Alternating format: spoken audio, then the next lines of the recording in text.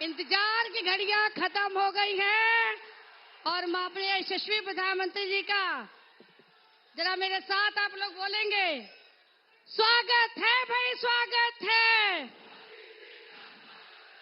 स्वागत है भाई, स्वागत है, स्वागत है भाई, स्वागत है।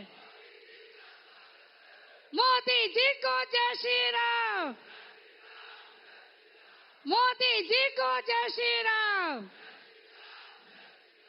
हम सबके बीच में विश्व के सर्वमान्य नेता, जन जन के प्रिय, विश्व के सबसे बड़े लोकतांत्रिक देश के प्रधान सेवक, देश के यशस्वी प्रधानमंत्री माननीय मोदी जी का देवरहवा बाबा के तपोस्थली रुद्र देवता के प्रांगण में देवरिया लोकसभा और बांसगांव लोकसभा की जनता की जनार्दन की तरफ से मैं आपको कोटि कोटि अभिनंदन करती हूँ, वंदन करती हूँ, प्रणाम करती हूँ। अभी लग रहा है नारा और लगाने का मन है, 2 बार और लगा लीजिए। स्वागत है भाई, स्वागत है, स्वागत है भाई, स्वागत है। मोदी जी को जय श्री राम। अब समय का अभाव देखते हुए कार्यक्रम को आगे बढ़ाते हैं। अब मैं आप लोगों से आग्रह करूंगी, आप लोगों का स्नेह बहुत है, लेकिन हमें कार्यक्रम को आगे बढ़ाना होगा। आपसे निवेदन करती हूँ, अपनी जगह पे बैठ जाएं। एक बार करकल ध्वनि से तेरे स्वागत करें, करकल ध्वनि से, करतल ध्वनि से। अब आपसे निवेदन है कि आप कृपया करके बैठ जाएं। मैं आमंत्रित करती हूँ, कृपया करके आप बैठ जाएं, जिनको सुनने के लिए आप लोग आतुर थे। मैं आमंत्रित करती हूँ माननीय प्रदेश अध्यक्ष श्री भूपेंद्र सिंह चौधरी जी को कि वो आए और ओडीओपी प्रोडक्ट और देवरहवा बाबा के स्मृति चिन्ह को देकर हमारे यशस्वी प्रधानमंत्री जी का स्वागत करें।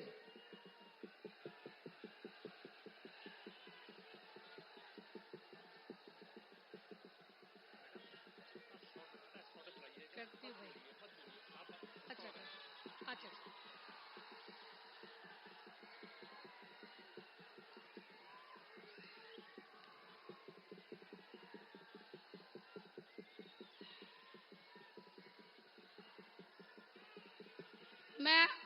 मैं आग्रह करती हूँ अपनी मंचासीन नारी शक्ति से कि वो आए और अपने उस नेता का, जिसने सुदूर गांव में बैठी हुई हमारी माताओं बहनों के लिए सिर पर छत की चिंता की, सड़कों पर बहनें लज्जित न हो इसकी चिंता की, हमारी बहनें सुरक्षित हो इसकी चिंता की, हमारी बेटियां गर्भ में पले इसकी चिंता करें, मुद्रा नीति और लखपति दीदी के माध्यम से उनको आर्थिक उन्नति की चिंता की, और ये भी चिंता की कि वो देश के कानून बनाने में अपनी सहभागिता करें।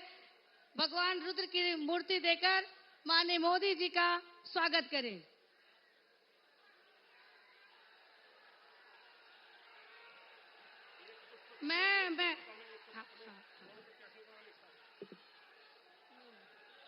मैं आमंत्रित करती हूँ लोकसभा बांसगांव के प्रत्याशी कमलेश भाई को और देवरिया के लोकसभा के प्रत्याशी भाई शशांक मणि जी को, वो दोनों लोग आए और कमल पुष्प देके माननीय यशस्वी प्रधानमंत्री जी का स्वागत करें।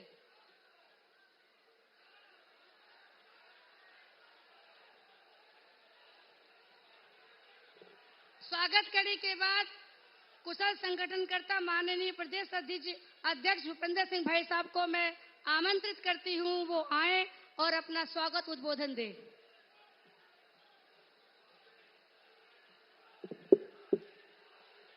बोलिए भारत माता की, भारत माता की जय श्री राम, जय श्री राम।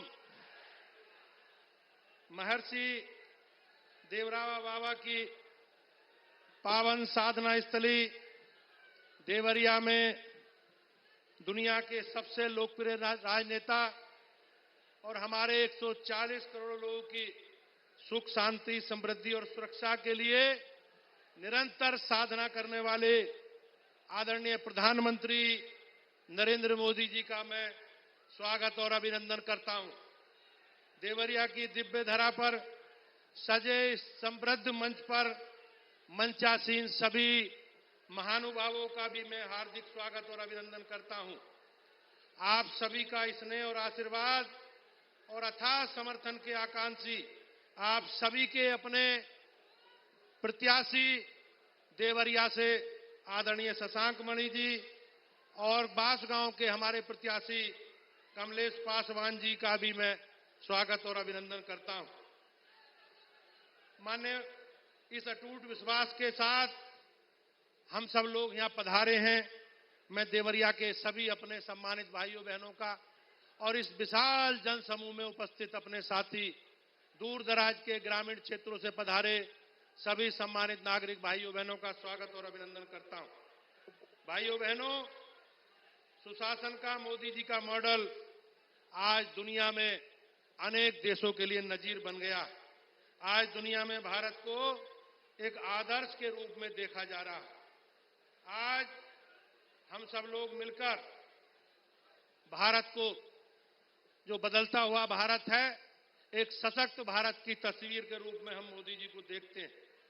मोदी जी का कुशल मार्गदर्शन और उत्तर प्रदेश के लिए उनके विशेष लगाव और विशेष परिणाम के कारण पिछले 7 वर्षों में उत्तर प्रदेश जैसा बीमारू राज्य भी आज देश का ग्रोथ इंजन बनने की ओर आगे बढ़ रहा। भाइयों बहनों, उत्तर प्रदेश आज महाराष्ट्र के बाद सबसे बड़ी अर्थव्यवस्था के रूप में सामने आया। मैं जानता हूं कि आप सभी का आशीर्वाद और स्नेह माननीय प्रधानमंत्री जी के साथ आपका बहुमूल्य वोट राष्ट्रवाद, विकास और सुशासन की जीत को सुनिश्चित करने वाला होगा। मुझे विश्वास है कि आप सबको, हम सबको माननीय प्रधानमंत्री जी की, मोदी जी की गारंटी का पूरा विश्वास है और हम सब लोग भरोसा रखकर देवरिया और बांसगांव के सभी लोकसभा के लोग विकास और सुशासन के रूप में कमल खिलाने का काम करेंगे। मैं आप सभी का कोटि कोटि अभिनंदन करता हूं और भारतीय जनता पार्टी उत्तर प्रदेश की ओर से आज इस लोकसभा क्षेत्र देवरिया और बांसगांव में माननीय प्रधानमंत्री जी पधारे हैं। मैं उनका स्वागत और अभिनंदन करता हूं और आप सबसे आग्रह करता हूं कि भाइयों बहनों, पिछले 10 वर्ष में माननीय प्रधानमंत्री जी के नेतृत्व में जो आज देश बदलता हुआ देश और योगी जी के नेतृत्व में बदलता हुआ उत्तर प्रदेश हम सबके सामने है। हम सब लोगों को मिलकर आने वाले 1 जून को मिलकर घर घर जाना है, हर परिवार में जाना है और मोदी जी का संदेश घर घर तक पहुंचाना है। इस संकल्प के साथ हम सब लोग उपस्थित हुए हैं। आप सबका बहुत बहुत धन्यवाद।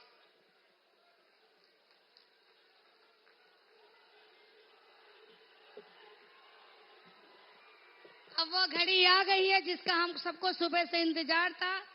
देश के यशस्वी प्रधानमंत्री माननीय मोदी जी से मैं निवेदन करती हूं कि आप आए और अपने वचन से हम सबको अभिषिंचित करें।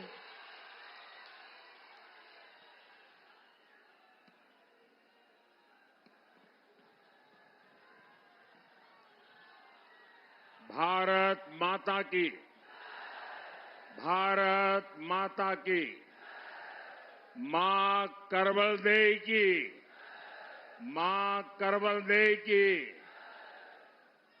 तरकुलहा देवी, बुढ़िया माई, गुरु गोरखनाथ और देवरवा बाबा की धरती से हम रहुआ सबके प्रणाम करतानी। साथियों, कल 6ठे चरण का मतदान भी खत्म हो गया है। अब आप लोग इजाजत दे तो मैं बोलना शुरू करूं। आप 2 मिनट आपका चलिए हो जाए।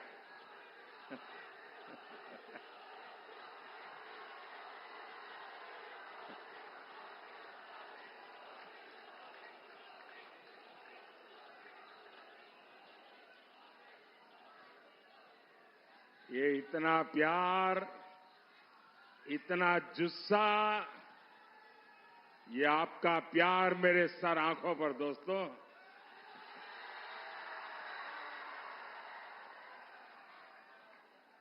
ये नौजवान तो हमारे जिगर के टुकड़े हैं जी।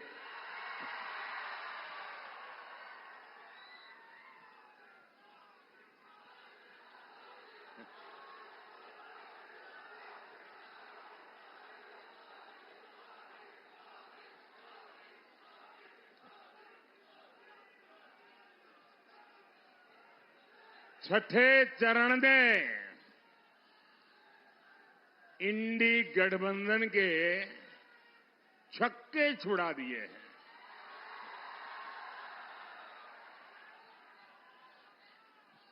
अब सातवें चरण में इंडी वालों पर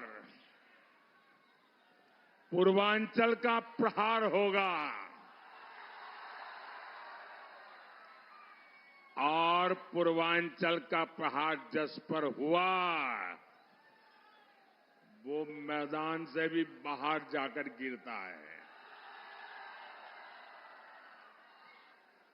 आपका उत्साह एक ही बात कह रहा है, फिर एक बार, फिर एक बार, फिर एक बार, फिर एक बार।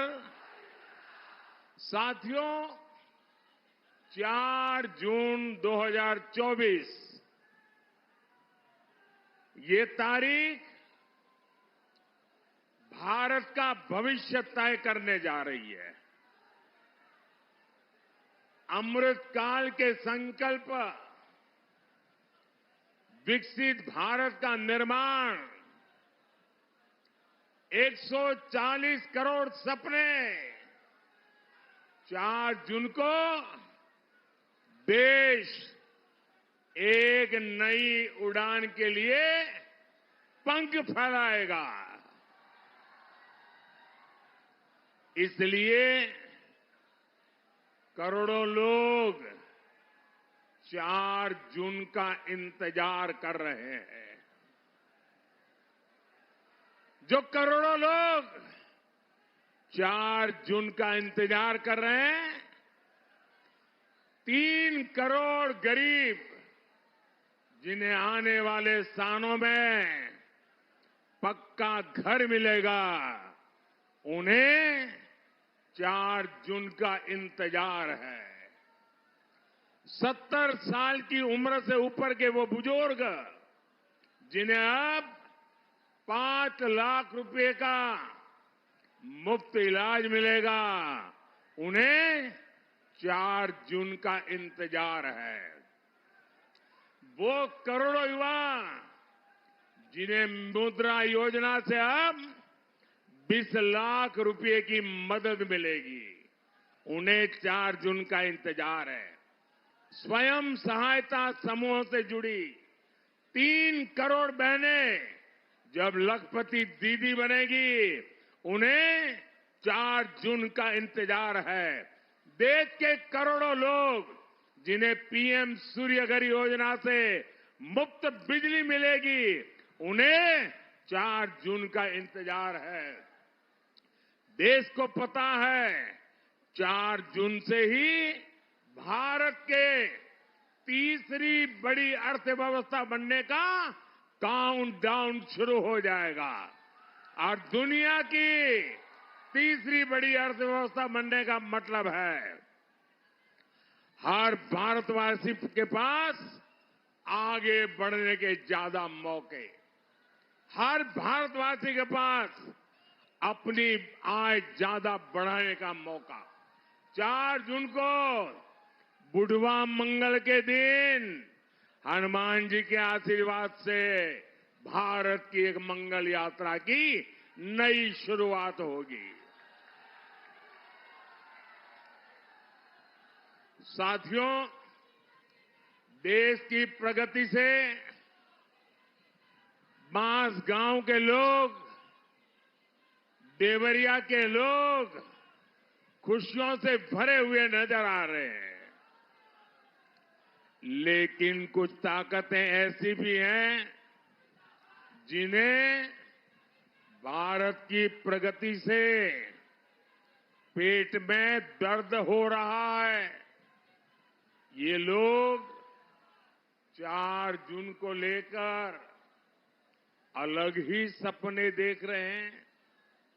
पाकिस्तान में सपा कांग्रेस के इंडी गठबंधन के लिए दुआ पड़ी जा रही है। सीमा पार से जिहादी उन्हें समर्थन दे रहे हैं। यहां सपा कांग्रेस वाले वोट जिहाद की अपील कर रहे हैं। इनका मुद्दा देश का विकास नहीं, ये तो भारत को कई दशक पीछे ले जाना चाहते हैं। आप इनके मुद्दे देखिए। इंडी जमात कह रही है ये सरकार में आएंगे तो कश्मीर में फिर से 370 लगाएंगे। ये बंटवारे के पीड़ितों को नागरिकता देने वाला सीएए कानून रद्द करेंगे। आप मुझे बताइए ये किसका एजेंडा है? यही तो भारत विरोधी ताकतें भी चाहती है। फिर इंडी वाले भी यही क्यों चाहते हैं? साथियों, कांग्रेस ने हमेशा देश की सुरक्षा के साथ खिलवाड़ किया। अभी एक और चौंकाने वाला खुलासा हुआ है। आपको पता है ना, हमारे देश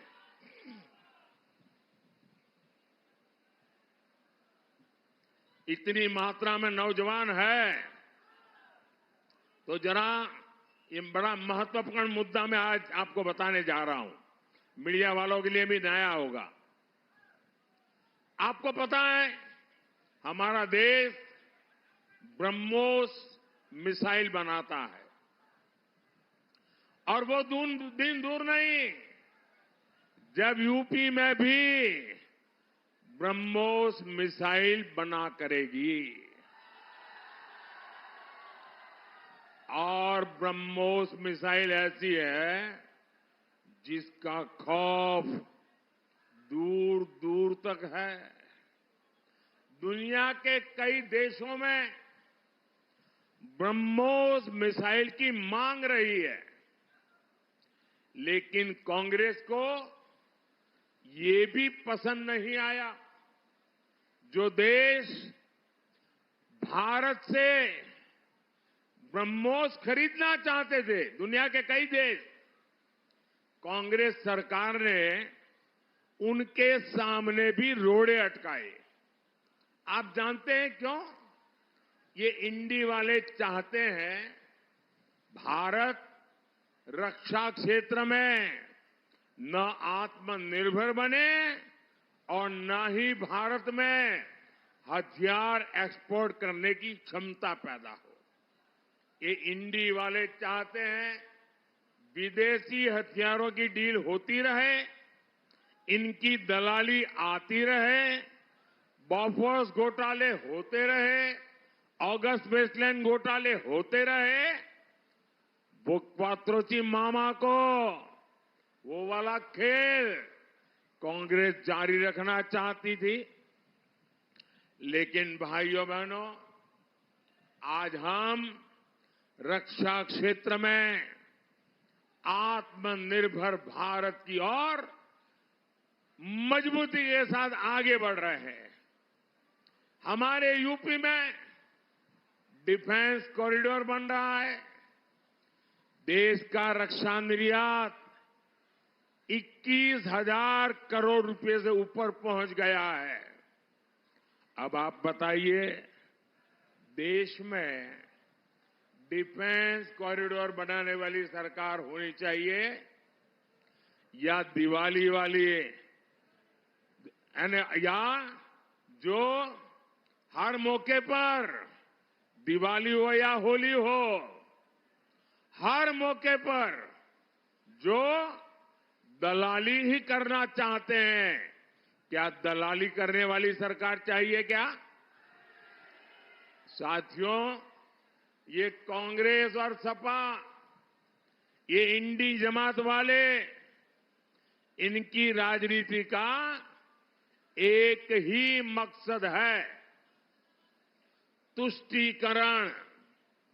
तुष्टीकरण के लिए हमारी आस्था को गाली देते हैं। ये कांग्रेस पार्टी राम मंदिर प्राण प्रतिष्ठा, रामलला प्राण प्रतिष्ठा का अवसर, उस निमंत्रण को ठुकरा देती है।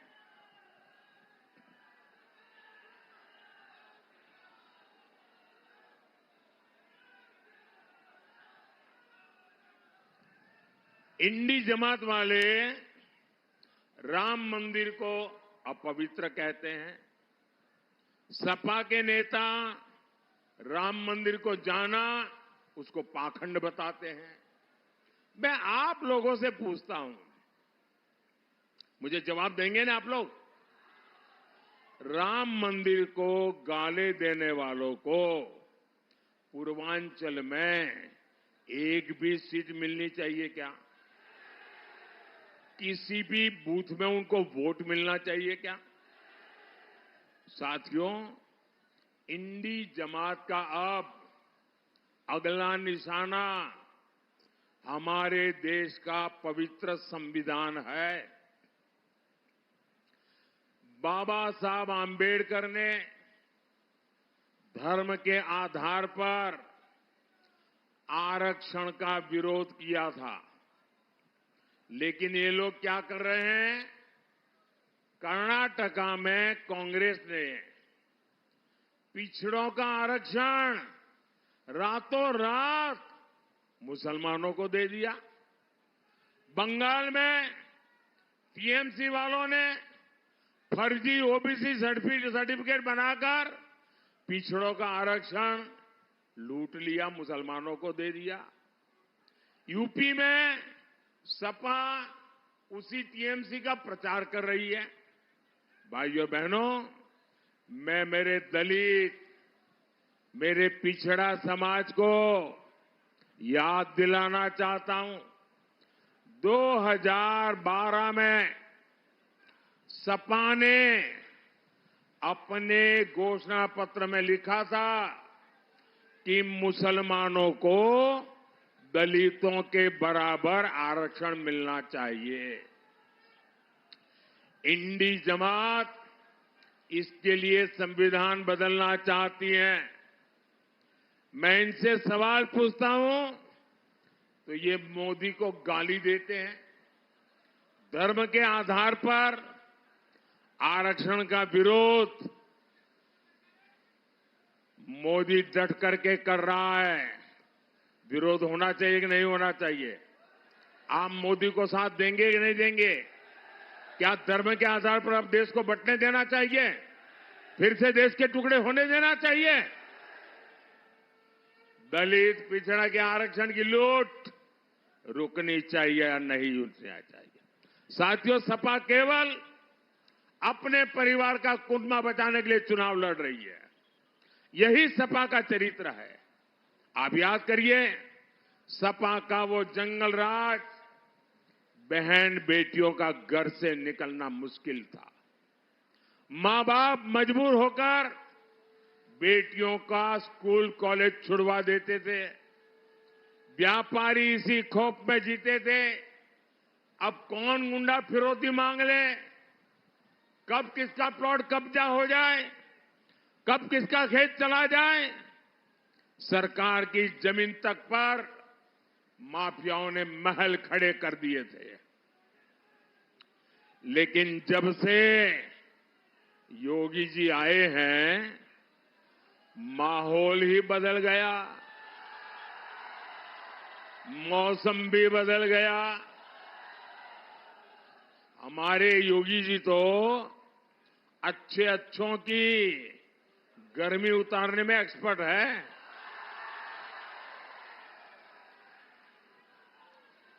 अब माफियाओं की मौज खत्म हुई है। उनके महलों की जगह गरीबों के लिए घर बन रहे हैं। यही बीजेपी में और इंडी जमात के बीच में इतना बड़ा फर्क है। साथियों, आज यूपी के लोग गर्व से कहते हैं कि हम यूपी से हैं, सिरा तान करके बोलते हैं। यूपी अब बाकी राज्यों से केवल बराबरी कर रहा है, इतना नहीं, अनेक राज्यों से मेरा यूपी आगे निकल रहा है।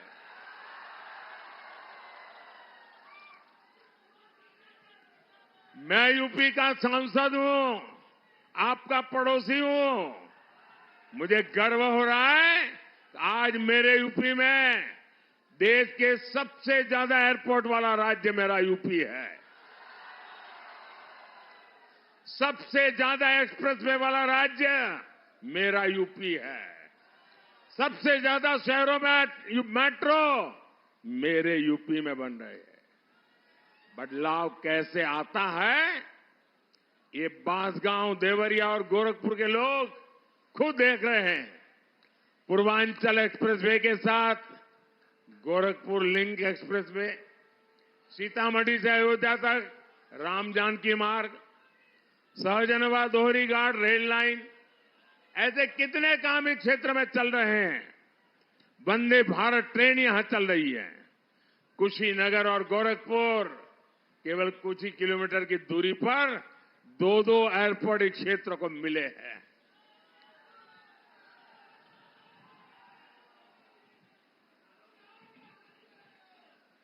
अच्छी स्वास्थ्य सेवाओं के लिए गोरखपुर में नया एम्स खुला है। कुशीनगर में नया मेडिकल कॉलेज भी बन रहा है। 10 साल के भीतर ये विकास कार्य, लंबी लिस्ट है, लेकिन मोदी तो कहता है ये तो अभी ट्रेलर है, ट्रेलर।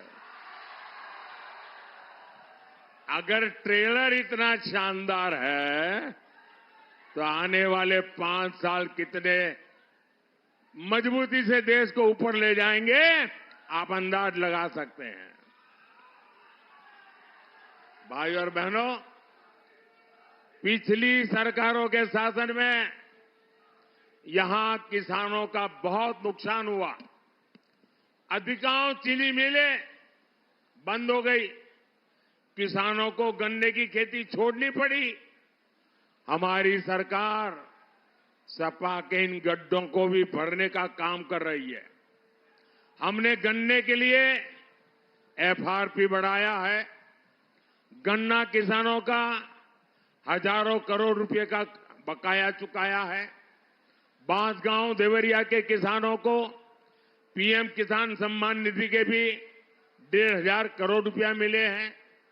साथियों, 1 जून को आपका वोट बांसगांव, देवरिया और देश का भविष्य बनाएगा। आपका एक एक वोट सीधा मोदी के खाते में जाएगा।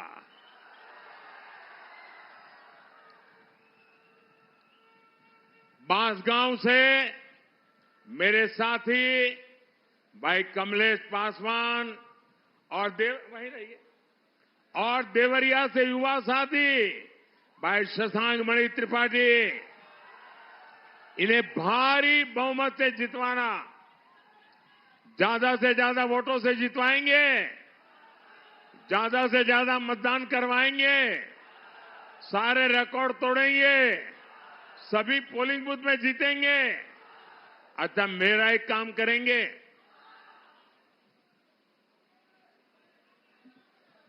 बड़े कमाल के लोग हो यार। इनके लिए बोलता हूं तो जोरों से बोल रहे हो, लेकिन मेरे लिए कहा काम करोगे तो ठंडे पड़ गए। ऐसा कैसा भाई, बताओ, मेरा एक काम करोगे? ऐसा नहीं, दोनों हाथ ऊपर करके बताओ। अरे मेरे जिगर के टुकड़े इतने यहां है, जरा दम लगा के बोलो ना। मेरा एक काम करोगे? देखिए, हर गांव में, हर इलाके में देवस्थान होते हैं, तीर्थ स्थान होता है। आप वहां जाना, मेरी तरफ से मत्था टेकना, मोदी की तरफ से, और परमात्मा से आशीर्वाद मांगना है। मांगेंगे? मत्था टेकेंगे? मोदी के लिए आशीर्वाद नहीं चाहिए, मोदी के परिवार के लिए आशीर्वाद नहीं चाहिए, विकसित भारत बनाने के लिए आशीर्वाद चाहिए। करेंगे? पक्का करेंगे? बोलिए भारत माता की, भारत माता की, भारत माता की। बहुत बहुत धन्यवाद।